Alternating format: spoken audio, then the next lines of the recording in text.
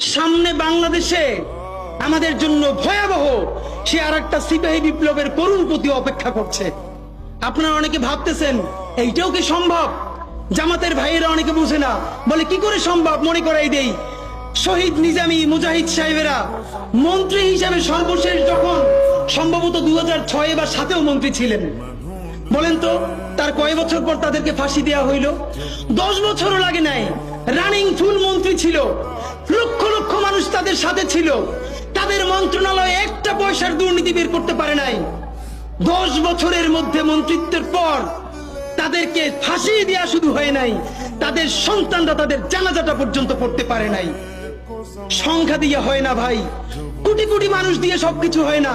আজকে আপনারা প্রথম আলোর বিরুদ্ধে বলেন, এই যে আসার সময় বলতেছিলাম শায়েকরে, প্রথম আলোর প্যারালাল কাছাকাছি একটা পত্রিকা কি আমরা দাঁড় করাইতে পারছি? অনেকে বলে আমার দেশের কথা, আজকে শুধু বলি, পরশু জানলাম প্রথম আলোর 10 ভাগের 1 ভাগ বিনিয়োগ এবং আর্থিক সংগতি আমার দেশের নাই। 5 কোটি টাকা হইলে আমার দেশে একটা নতুন প্রেস কিনতে পারে, তাইলে পত্রিকাটা ঠিক মতো ছাপাইতে পারে, ভাড়া লাগে না, সেই টাকাটাও তাদের নাই। ভাই, ভালোবাসা দিয়া পয়সার কাজ হয় না।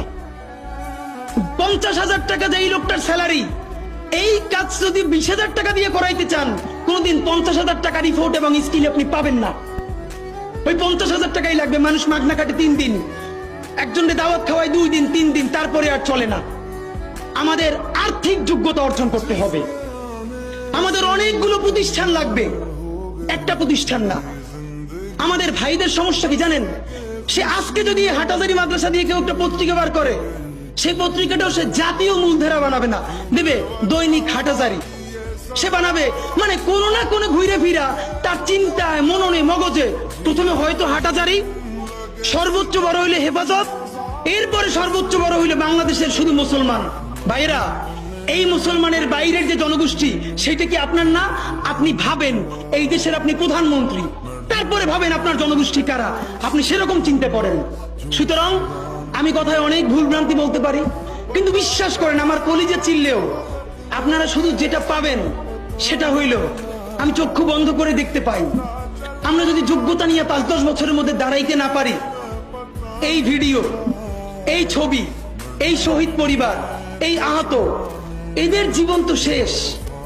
এদের পরবর্তী জেনারেশনকে পর্যন্ত কি ভয়ানক গণহত্যার শিকার হইতে হবে আমরা চিন্তাও করতে পারতেছি না।